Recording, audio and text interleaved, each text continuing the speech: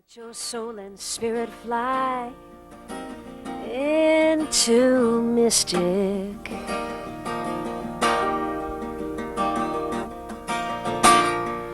Let your soul and spirit fly into mystic. Into mystic.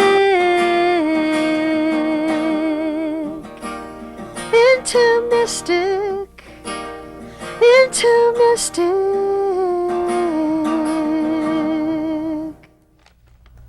Good evening and welcome back to Mystic Matters. We are the Greater Mystic Chamber of Commerce. Good evening, Tricia Cunningham. Good evening, Suzette. More exciting news from our guest this evening from the Mystic Aquarium, and we welcome her back, Erin Mertz from the Mystic Aquarium. Welcome, Nice Erin. to see you. Nice to see you. And Happy New Year, I guess. I know. Thank you. I know, it's been a while. It It's been a has. So while. welcome back to Mystic Matters. Thank you. So tell us all that's good at Mystic Aquarium. Well, the biggest excitement going around the aquarium is our new Titanic exhibit. So huge. So Very huge. Literally. exciting. Literally. And not everyone may not know that 2012 marks the centenary of Titanic's maiden voyage and sinking, so it's very timely. Yes.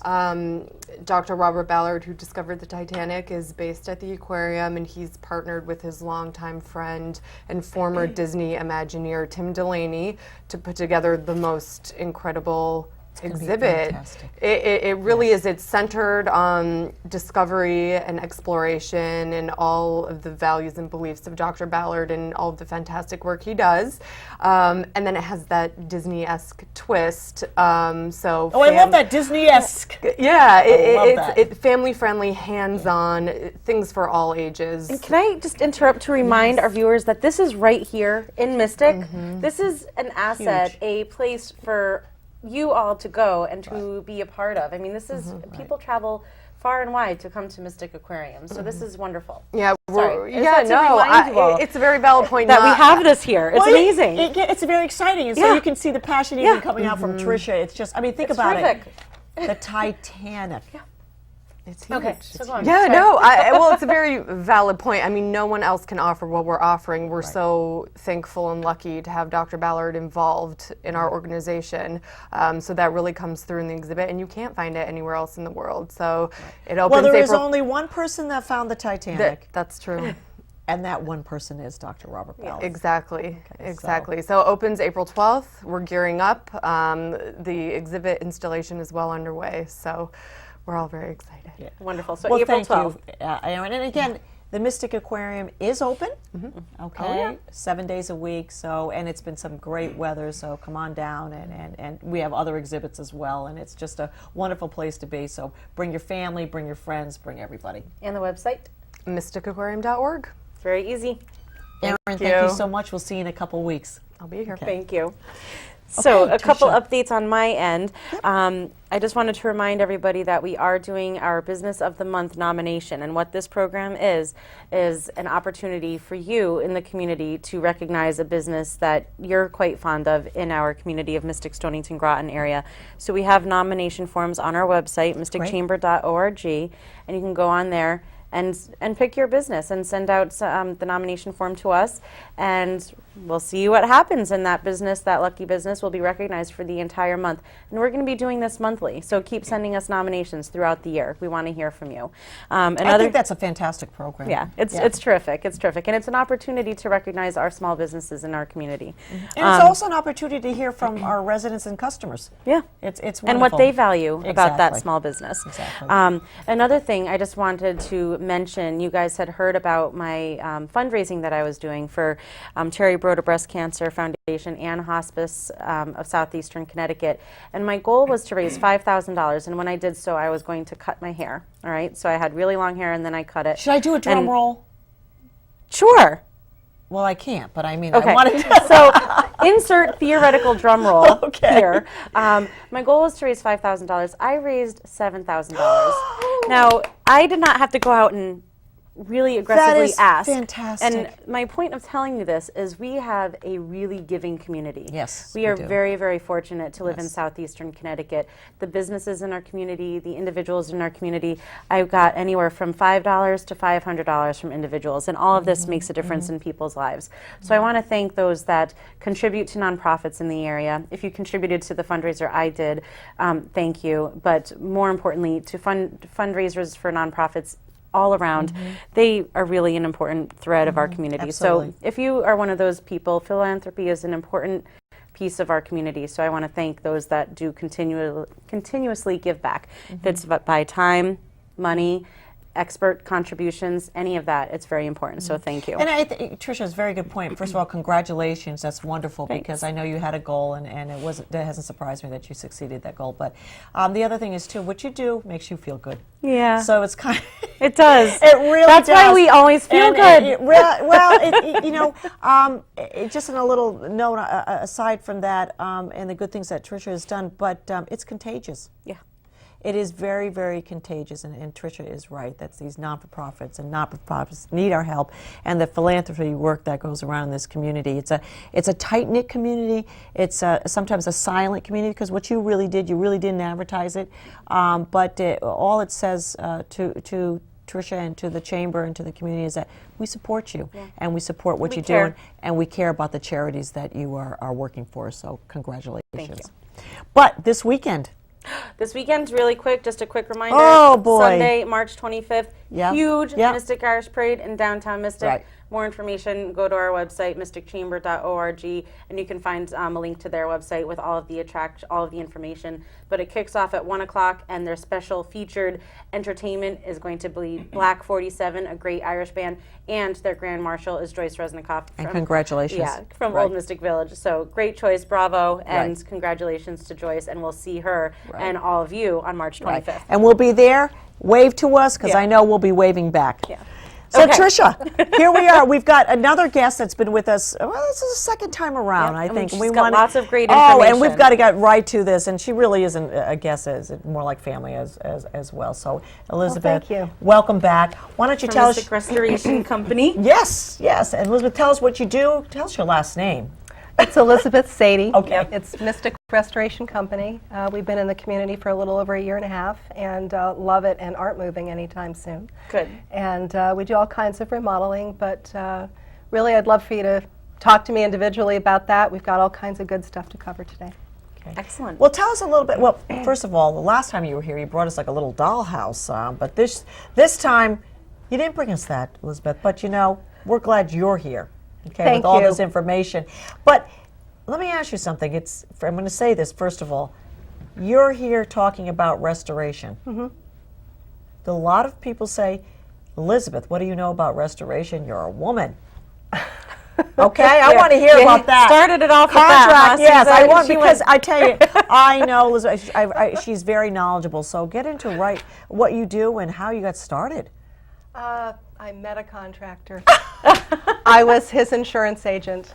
What a wonderful That's really story. how it started. There's nothing quite like that story. I'd love to share it with other people individually. But really, I had a background in construction and then insurance. And then when I married a contractor, all of a sudden I was thrust with a background in customer service into the remodeling industry.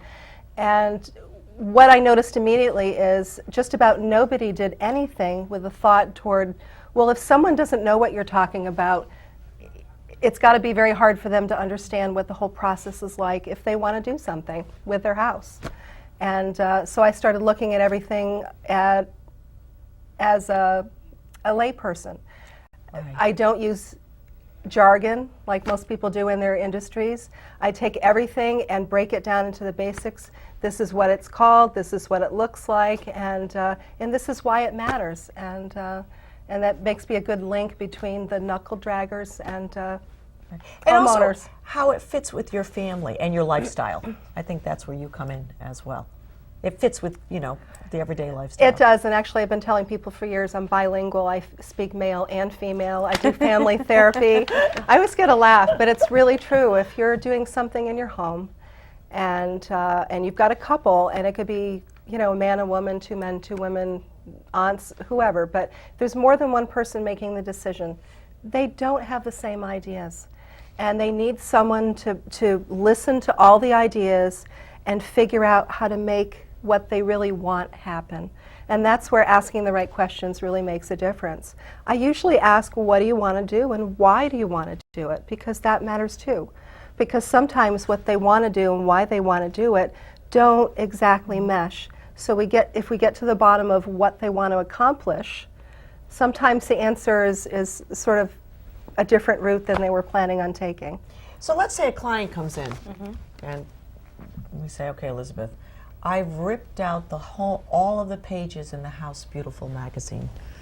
Okay, so, and I've ripped out these swatches and I brought these these paint swatches. And I listen and watch 8 hours of HGTV a day. Those are Correct. my favorites. So does that help you or does that hurt the process? It Bringing helps. in photos and things like that. That's one of my favorite suggestions because let's say I say necklace. What does that mean to you? It might not mean the same thing to Right, me. right. If I say siding, you might think cedar and I might think vinyl. So Right. words sometimes really fail us in communicating. Pictures, fabulous. The first thing I say is, it's a few days before we get together. Could you go find a picture of something like you're talking about? And that makes a huge difference. Have you seen it on the internet or in a magazine, or does your neighbor or friend have what you want? Oh my gosh, that saves us gobs of time. It's wonderful. Get right down to business. This is Right. and help you focus a little bit. You know, what is it about this picture you like? The color, the style? It's a huge help. It's the number one help in communicating what they really want. Right, right.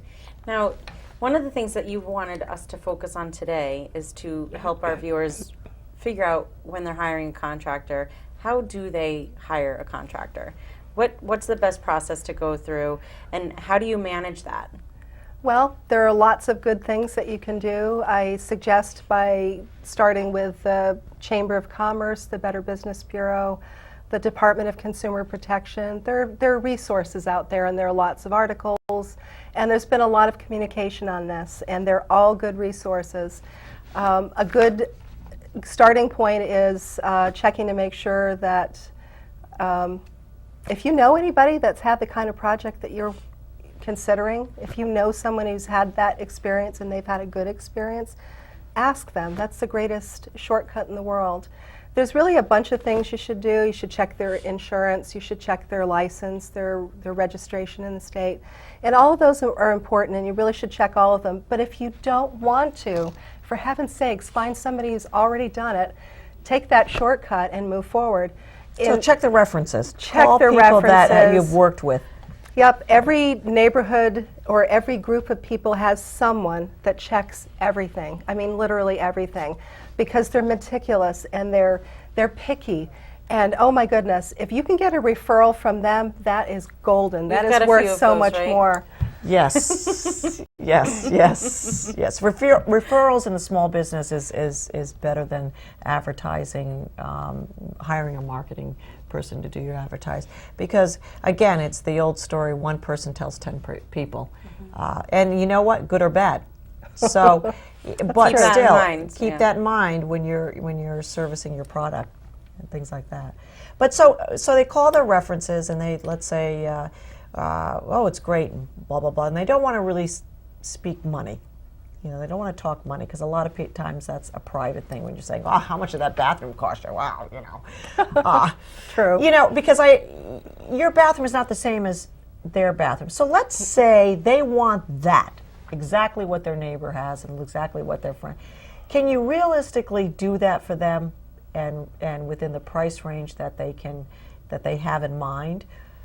Or do you work it where you can get something like that and bring them down to a level and say, hey, listen, that price range is not going to be sufficient?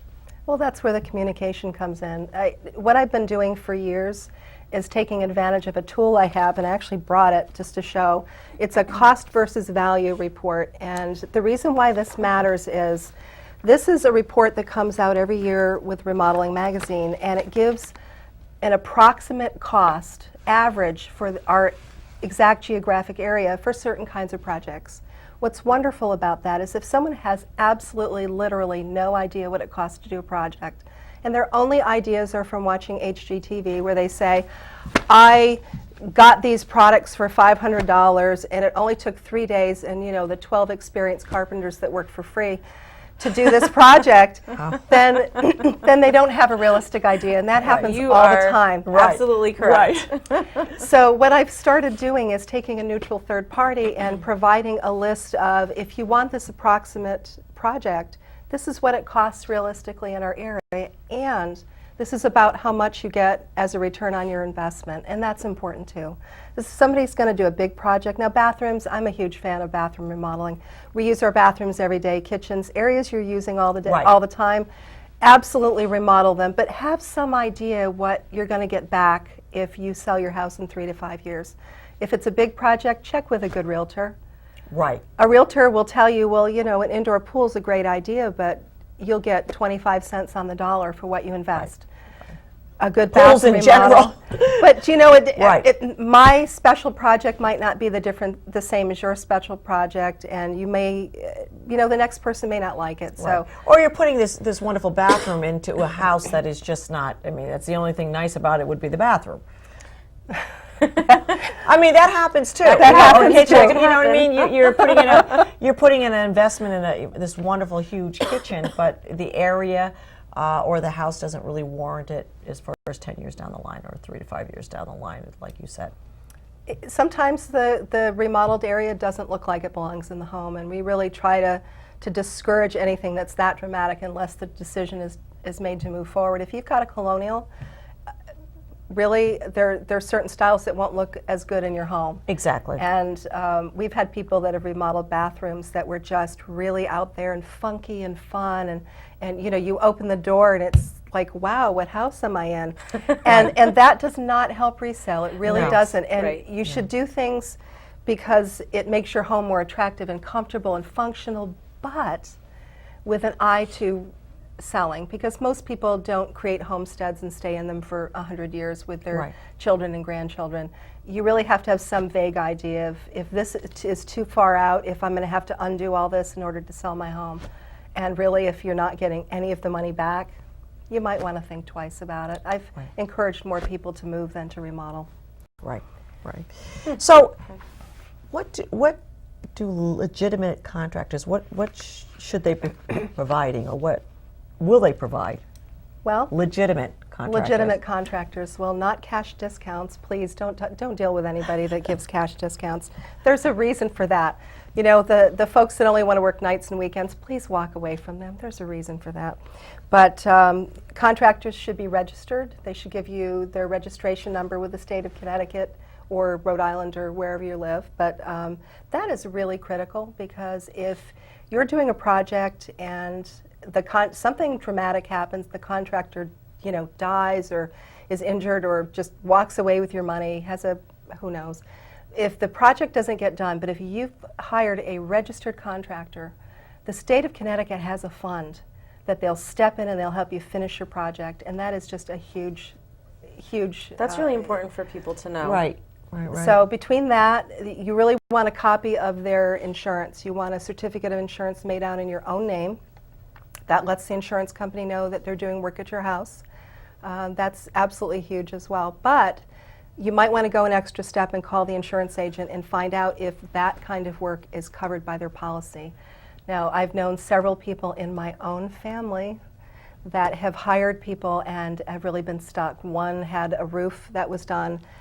They were halfway done with a project. They tarped the roof, and during the night the tarp fell off, and half of the house was so soaked with water that it took 71 days of them living in a hotel for the home to be repaired.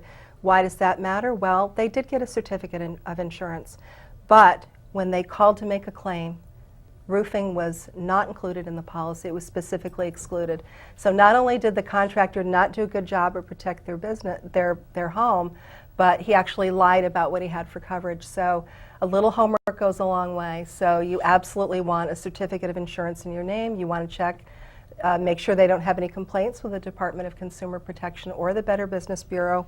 We're big fans of people that are members the Better Business Bureau, and really someone you can communicate with, because you're making a change to your home, you're inviting them in with your family and your pets and everything. And one little funny thing, if your dog really doesn't like that contractor, there's a reason. Yeah. And what about a contract? Should you have a signed contract with a contractor? If it's Is that typical? Is that, what's the process for that? Well, that goes back to the legitimate contractor. A legitimate contractor is going to follow all the guidelines set by law, including listing the beginning and end of the project, listing payment schedules, very specific details about what's going to be done, when it's going to be done, what the materials are, things like whether or not a building permit is included, or a dumpster and things like that, and what cleanup means. Oh, cleanup is huge. What Cleanup is means. huge. It is. And really things like That just.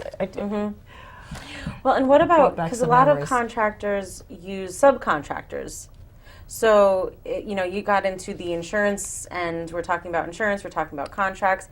How do you, as the individual who's hiring these people, manage the subcontractors? Because it's really not for you to manage, but how do you protect yourself when a subcontractor is involved?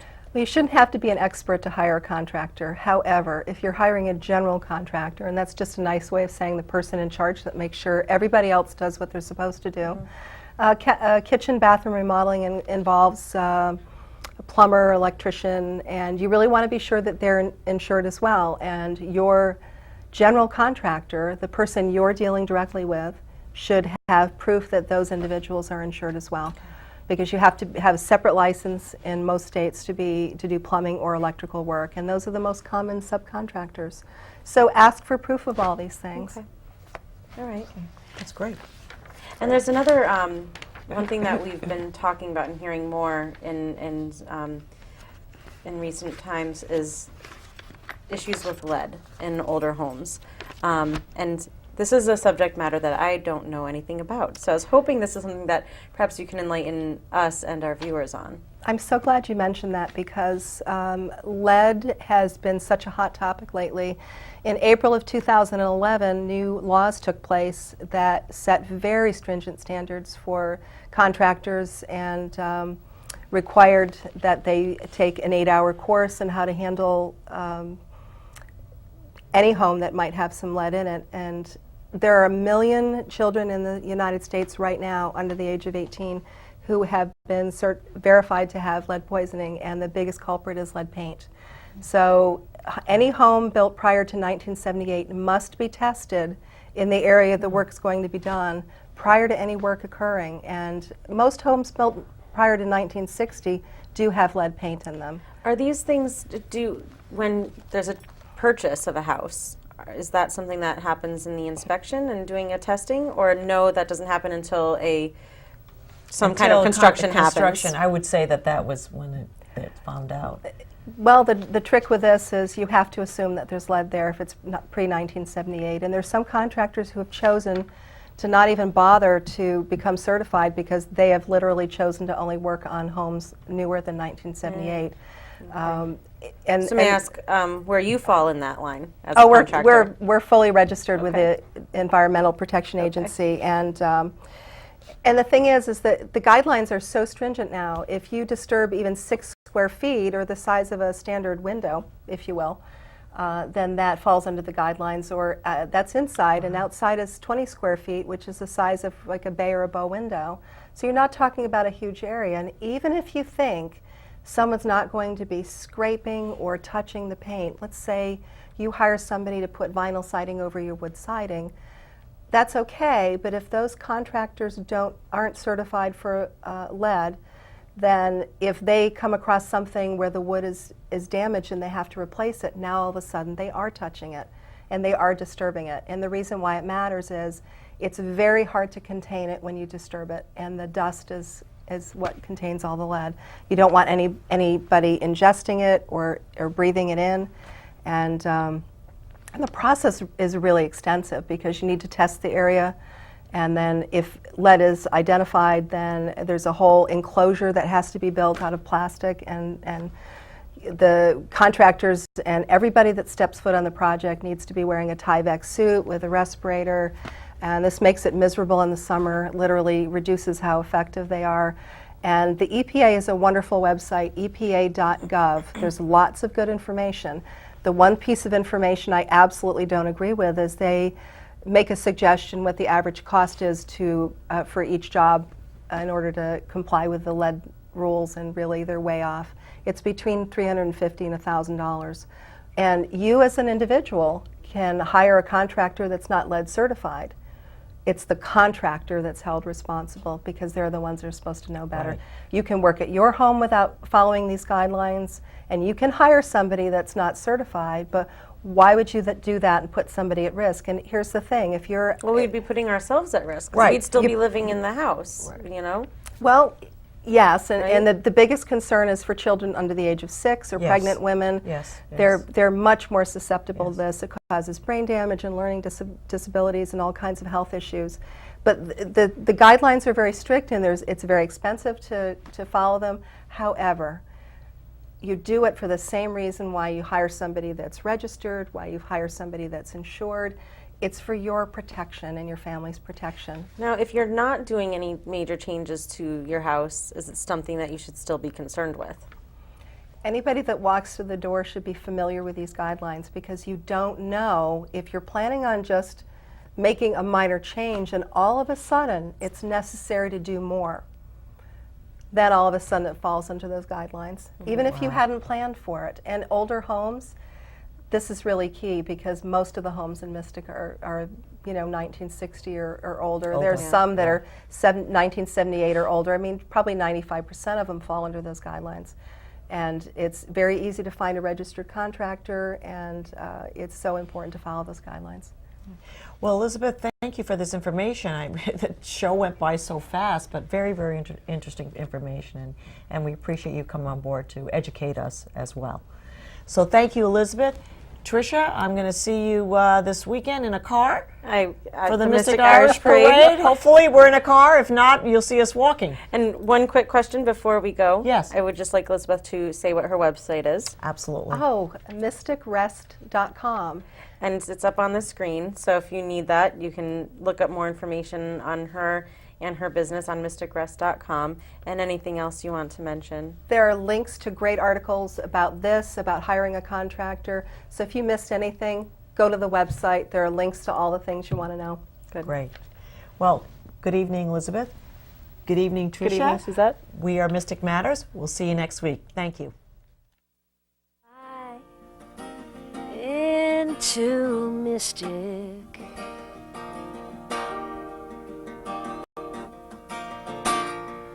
Let your soul and spirit fly into Mystic.